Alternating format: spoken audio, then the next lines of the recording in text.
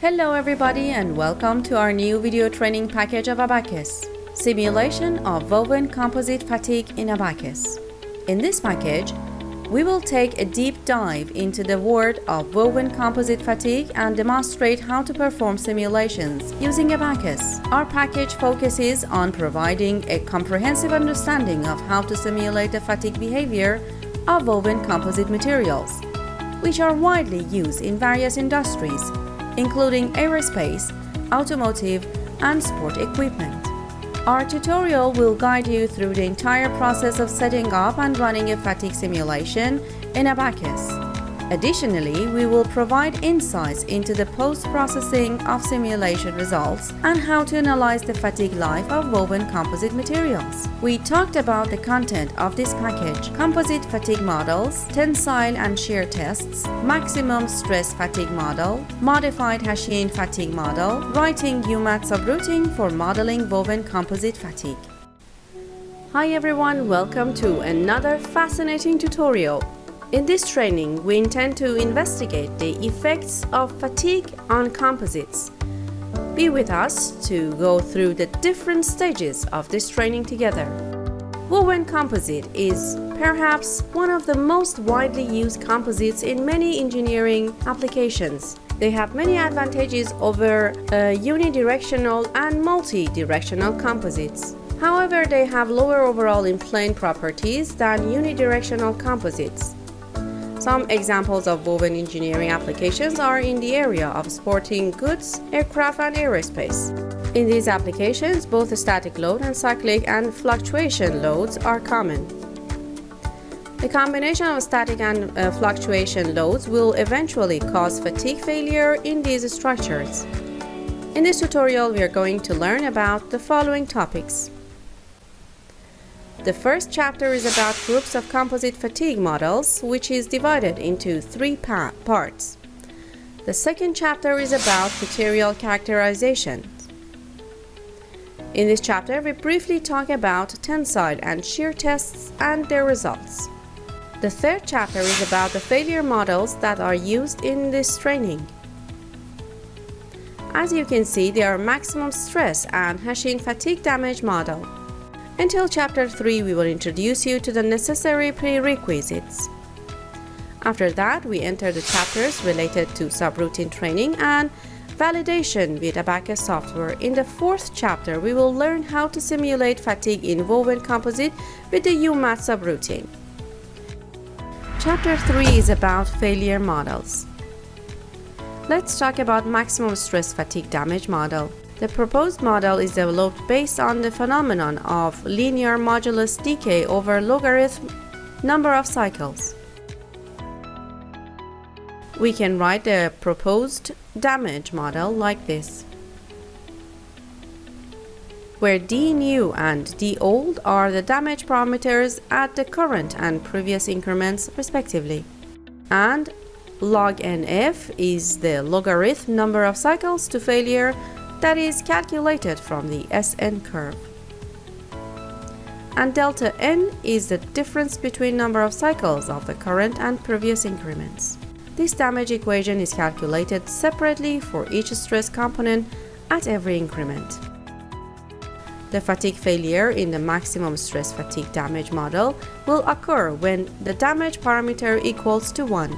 Based on the maximum stress criterion, static failure will occur if any one of the following inequalities is violated, where sigma 11 and sigma 22 are the normal stress at fiber and weft directions. Also, tau 12 is the shear stress. In the case of fatigue, the rate of modulus decay increases as the stress increases.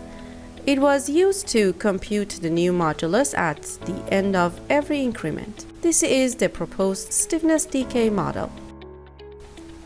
This is the rate of modulus decay, which can be obtained from normal modulus decay rate figures in the previous chapter. In addition to the modulus degradation, the modified Hashin fatigue damage model also incorporates strength degradation. You can see the proposed strength degradation model here. The degraded fatigue strength, or sigma nu F, replaced the ultimate strength, or sigma u, in this equation. The original Hashin failure criterion was developed for unidirectional lamina. Also, it consists of 4 failure modes: fiber tension and compression, and matrix tension and compression. So far, woven CFRP, the properties in the first and second directions are identical based on experimental data. The final form of modified Hashin failure criterion, which is used in the static damage model, is defined in this table. Based on modified Hashin failure criterion, static failure in the particular mode occurs if inequality for that particular mode is violated. This subroutine can accurately analyze the fatigue in the woven composite, so be with us to learn how to write this subroutine together. Here we use Visual Studio software to show our subroutine. As you know, at first all the variables and parameters used in the code need to be defined. Therefore, all the lines written here are related to the definition of these variables and parameters. If you're not familiar with any of these terms, you can refer to the Abacus subroutine documentation. Here you can see that again these variables are written for MAT2. Here MAT2 means selecting material number 2 and executing the code for material number 2. Therefore, you can use this code for several types of materials. It is enough to mention the name of the material at the beginning of the code. Here, all the parameters needed to write the subroutine are defined. In this section, in the form of a comment, we define the state variables, so that it is clear what value each of them represents. For example, state variable 1 indicates the amount of number 1 new strain. Or state variable 5 indicates the maximum stress along the warp direction. Another example, state V15, shows damage and deletion of elements due to loading. In this way, all state variables are defined.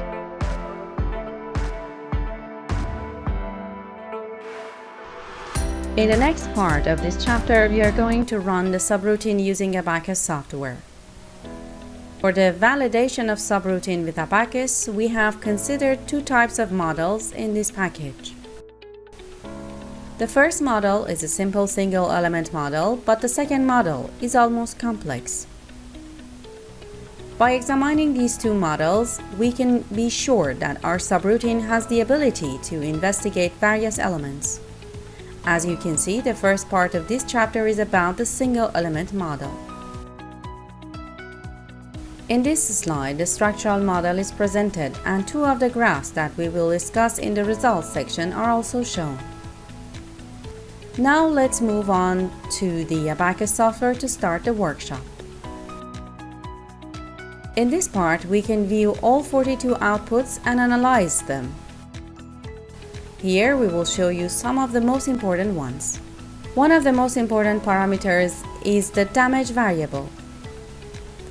To see the value of this parameter in the warp direction, we need to check state variable 16.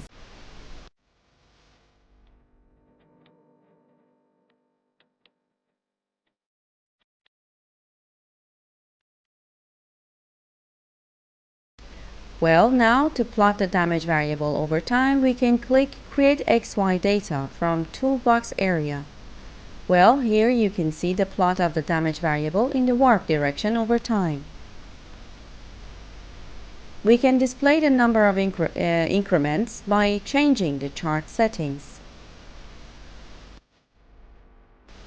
Here, 100 increments have been specified for step 1 and 100 increments for step 2. This result is reasonable for the damage parameter, because in step 1 we are in the static phase and there is no damage variable and its value is equal to 0. But in step 2 the value of the damage variable has been accurately shown for each increment. Similarly, we can examine the value of the Hashin failure number in the work direction under compressive loading. So we choose SDV12 checkbox and select the element.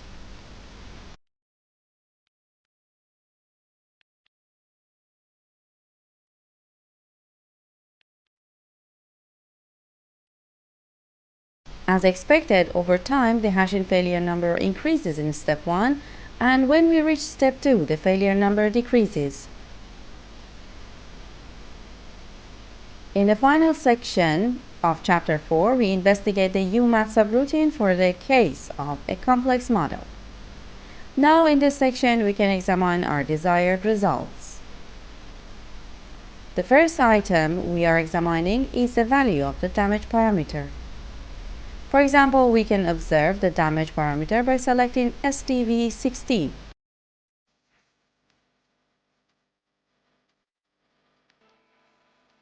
Now we can plot a graph of this parameter over time. As before, by clicking on the Create XY from the toolbox area and choose SDV16 checkbox, we can obtain this graph. As you can see, the overall shape of this graph is similar to the single element model. Based on this graph, the value of the damage parameter is 0 in step 1 because this parameter is not defined for static analysis. However, its value increases in step 2. As indicated on the right side of the graph, this graph has been plotted for all 438 elements. By the end of this tutorial, you will have a better understanding of how to simulate the fatigue behavior of woven composite materials using Abaqus and how to interpret the results.